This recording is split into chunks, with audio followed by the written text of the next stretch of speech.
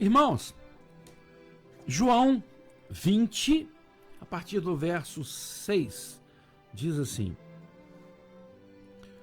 Em seguida chegou Simão Pedro, que vinha logo atrás dele. Pedro entrou no sepulcro e também viu as faixas de linho, bem como o lenço que estivera em volta da cabeça de Jesus, e que não estava com as faixas de linho, mas dobrado à parte. Então, o outro discípulo que chegara primeiro ao sepulcro também entrou. Este viu e creu. Contudo, eles ainda não haviam entendido que, de acordo com a Escritura, era necessário que Jesus ressuscitasse dos mortos. E assim foram os discípulos outra vez para suas casas. Senhor, nós louvamos o teu nome, te glorificamos e pedimos ao Pai que nos fale, nos alimente através da palavra, da revelação da mesma, para que o seu nome seja glorificado. Abençoe todos aqueles que estão nos ouvindo, nos assistindo, que possam entender o seu amor, o seu propósito, a sua sabedoria. Nós oramos em nome de Jesus. Amém. Irmãos, é uma parte muito interessante.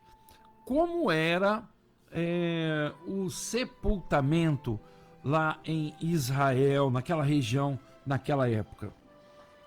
As pessoas, elas eram colocadas dentro de túmulos, e eram buracos dentro daquela caverna, um túmulo cavado na pedra. Eu estive lá no túmulo de Lázaro. Tem uma escadinha que você desce, aí você vira para a esquerda, tem numa outra escadinha, tá? Ela é de 2 lances.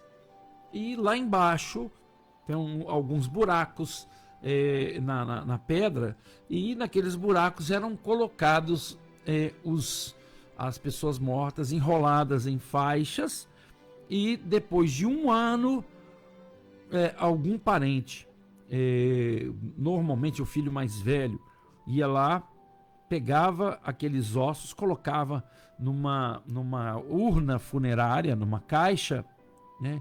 E aqueles ossos eram guardados ali, né? Vocês se lembram daquela passagem em que alguém se aproxima de Jesus e diz: Mestre, seguir-te-ei para onde quer que fores. Está em Mateus. Depois aí Jesus responde para ele: as raposas têm suas tocas, as aves os seus covis, mas o Filho do Homem não tem onde repousar a cabeça.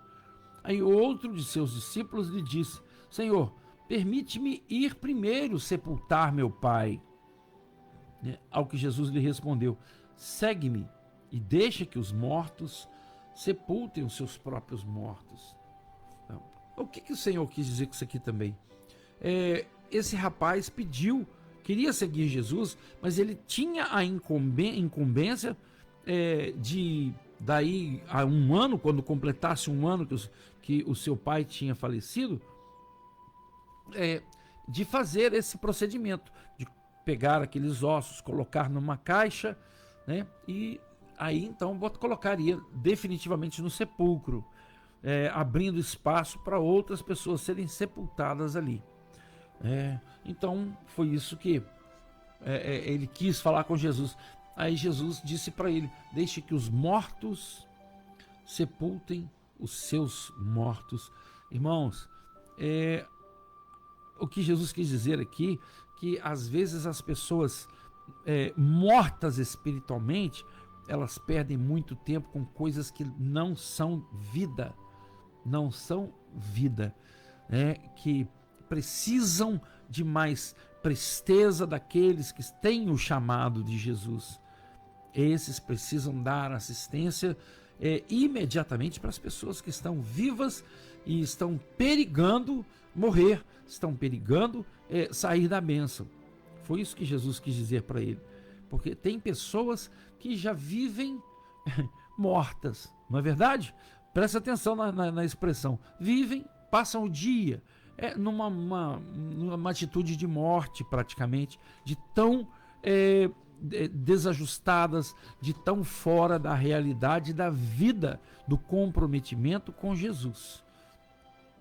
Foi isso que ele quis dizer. Mas aqui nessa passagem tem uma que nós lemos em João, em que Pedro corre, Maria Madalena corre, ela foi lá para ver o sepulcro, né? Ela queria certamente ungir o corpo de Jesus, preparar o corpo dele. E quando ela chega ali, o sepulcro estava aberto, né? A pedra que fechava havia sido retirada.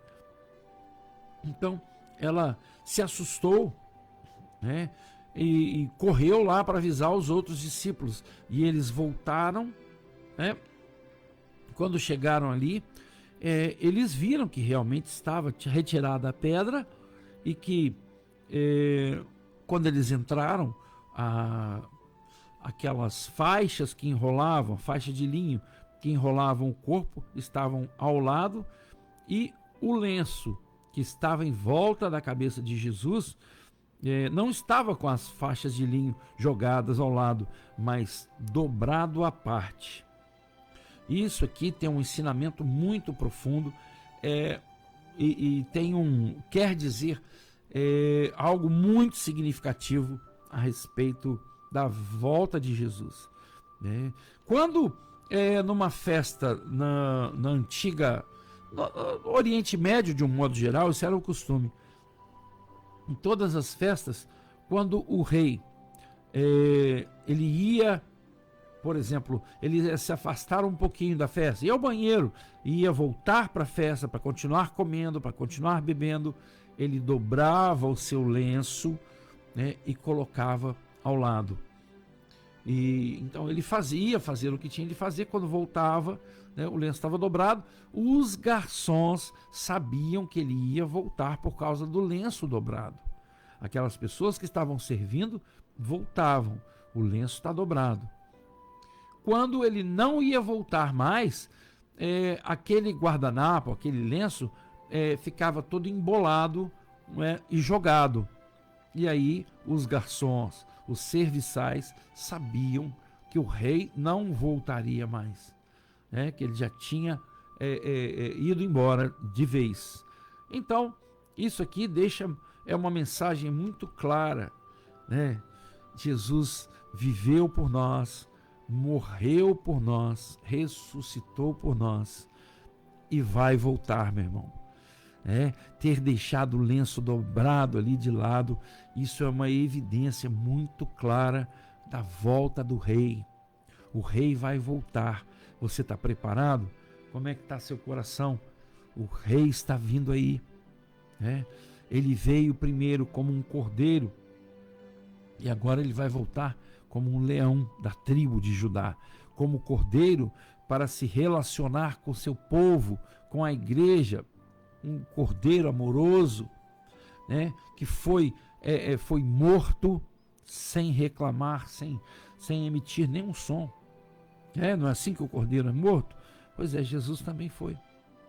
Por sua causa, por minha causa, mas agora ele vai voltar para defender a igreja, defender Israel na guerra do Armagedon.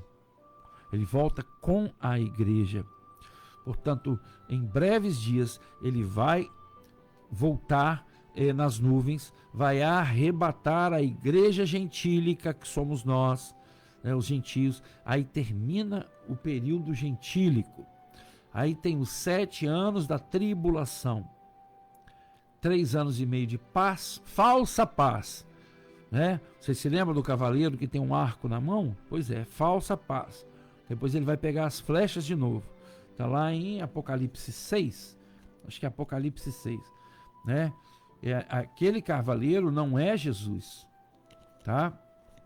Mas por quê? Não está no cavalo branco? Não, ali é a falsa paz, né? Jesus, presta atenção nesse texto de Apocalipse 6, que você vai entender muito bem onde está Jesus aqui. Quer ver? Estou chegando aqui. Apocalipse 6...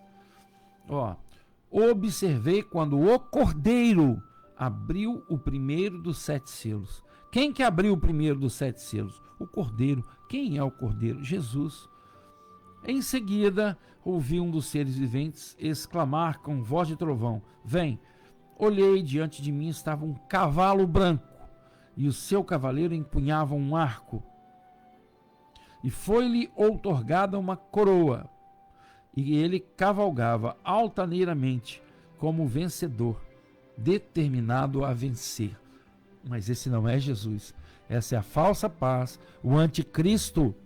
Anti, no grego, quer dizer no lugar de. Então, esse anticristo, que está predito aqui, ele vai tentar se passar pelo próprio Cristo. Ele vai promover 3 anos e meio de falsa paz. E essa falsa paz vai ser rompida nesse período de 3 anos e meio. E aí vem, então, o período terrível da tribulação.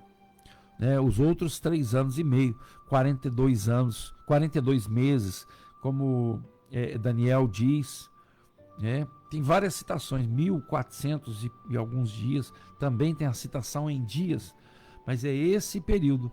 E aí, assim que as nações se juntarem no final desse último período de 3 anos e meio para atacar Israel, Jesus volta com a igreja, e vai dar o escape para Israel. E Israel vai reconhecer Jesus como o Messias que eles negaram. Eles não aceitam Jesus como Messias.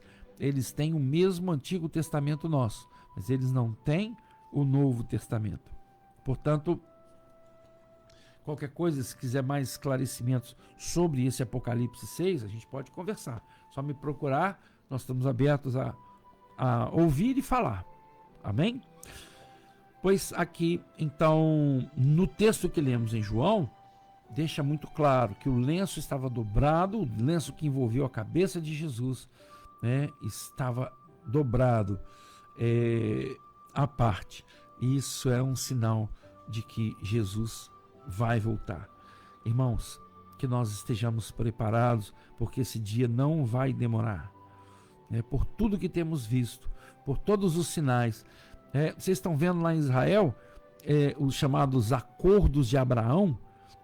Todos os países árabes, quase todos, que são inimigos de Israel, mas inimigos mortais, estão preparando uma paz, um acordo de paz com Israel, porque eles são também descendentes de Abraão, a quem eles chamam de Ibrahim.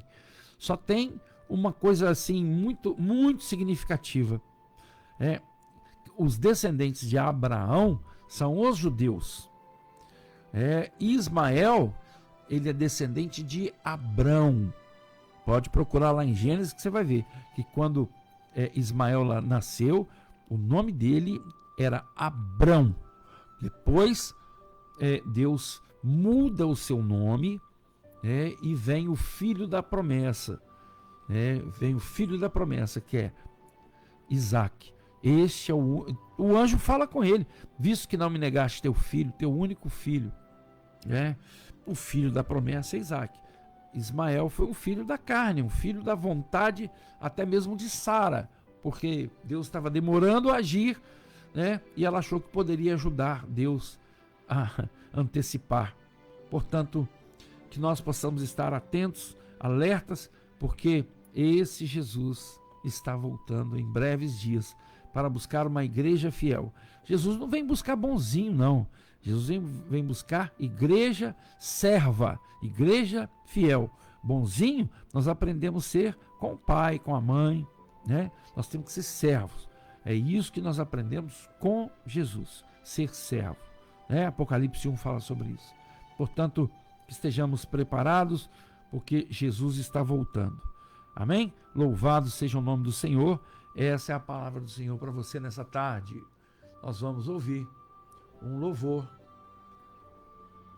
Ele morreu, mas ressurgiu.